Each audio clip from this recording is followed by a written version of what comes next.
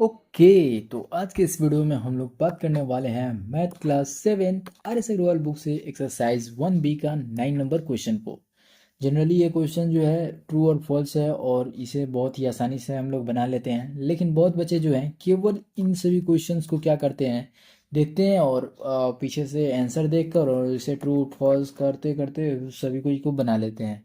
लेकिन ये जो क्वेश्चंस है, अगर पॉजिटिव इंटीजर में पूछ दिया, निगेटिव इंटीजर में पूछ दिया, इस तरीके का क्वेश्चन जो है तुमसे जब ओरली या फिर टेस्ट पे पूछ दिया जाएगा तो तुमसे जो है बनेगा नहीं।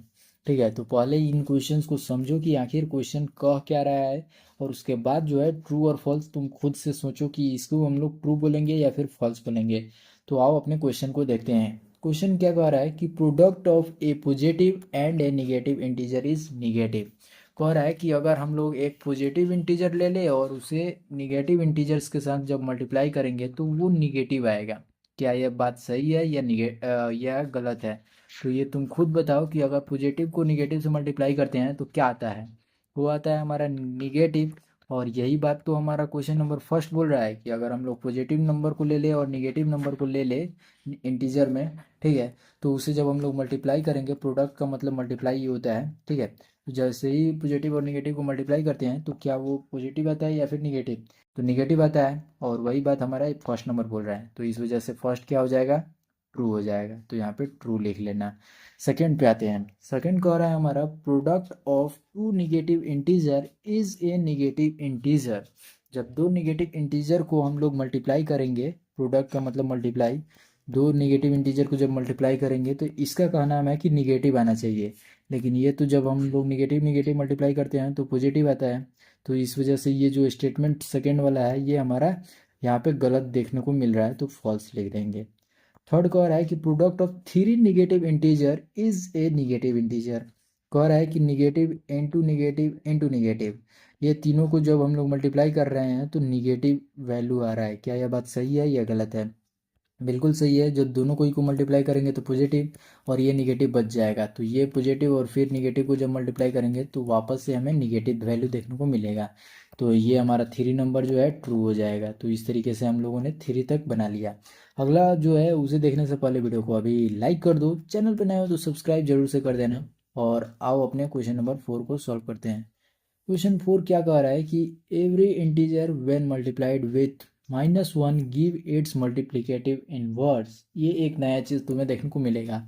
9 का 4 नंबर जो तुम देख रहे हो, ये कह रहा है कि जब कोई भी इंटीजर का हम लोग मल्टीप्लिकेटिव इनवर्स बोलते हैं कि मान लेते हैं माइनस में 2 है और इसका हमें मल्टीप्लिकेटिव इनवर्स चाहिए, तो क्या वो वैल्यू हमारा -2 इंटू में -1 कर देंगे तो ये वैल्यू हमारा मल्टीप्लिकेटिव इनवर्स बन जाएगा या फिर नहीं? तो ये वैल्यू जो है गलत हो जाएगा। मल्टीप्लिकेटिव इनवर्स की जब बात करते हैं तो हम लोग उस वैल्यू को क्या करते हैं, रेसिप्रोकल करते हैं, ठीक है। और एडिटिव इनवर्स जब बोलते हैं तो प्लस रहता है तो उसे माइनस कर देते हैं, और माइनस रहता है तब भी प्लस ही कर देते हैं। समझ में आया?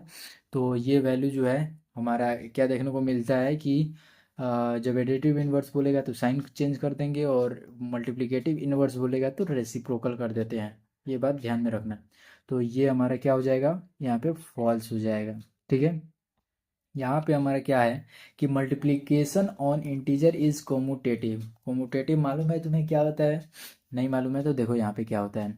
कोमुटेटिव जो है वो हमारा बताता है क्या, कि अगर हम लोग जैसे यहाँ पे जो है ए प्लस में बी है, ठीक है, तो इस चीज़ को जो है हम लोग बी प्लस में ए लिख सकते हैं। ये बात हमें बताना है मल्टीप्लिकेशन के केस में लेकर। मल्टीप्लिकेशन कह रहा है हमारा कि मल्टीप्लिकेशन जो है वो हमारा क्या होना चाहिए कि कॉम्यूटेटिव लॉ के साथ होना चाहिए या नहीं होना चाहिए।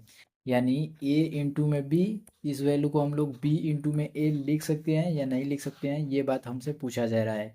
तो बहुत ही आसान सा क्वेश्चन है। इस वैल्यू को तुम देखो, ये भी ए बी है और ये भी ए बी है, बस ऑर्डर चेंज हुआ है। तो मल्टीप्लिकेशन में जो है ऑर्डर मायने नहीं रखता है, और इस तरीके से इसे हम लोग क्या कह सकते हैं कि ये वैल्यू जो है हमारा सही है।